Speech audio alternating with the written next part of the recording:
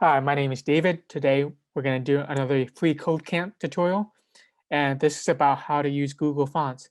So there's a limited library that HTML has already built in about the fonts available. So if you want more fonts, Google has a large source of fonts. And how it works is that you have to copy and paste the link for the Google so you have access to it.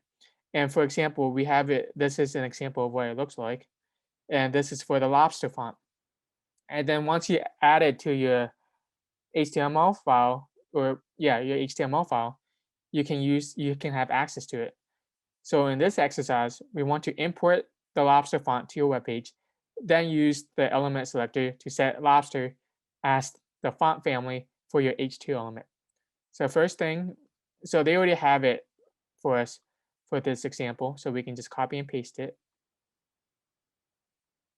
And then we just put it on the top. Because it goes in order. We have to get access to this first before we can import it. And now for it just wants us to update H2. So inside the style element, we just put H2, curly brackets, H2 first, yeah, curly brackets, and then font family,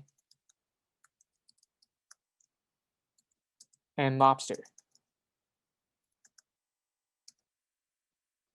And we can see this font changed. And that's it. Thank you.